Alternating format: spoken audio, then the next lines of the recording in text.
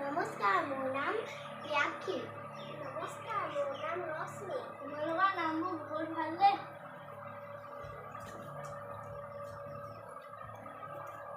ভাল এটা ঘর বনাইছে না হলগে না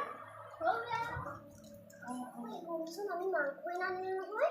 ও দাদা কব লাগিব যা কওকি ও দাদা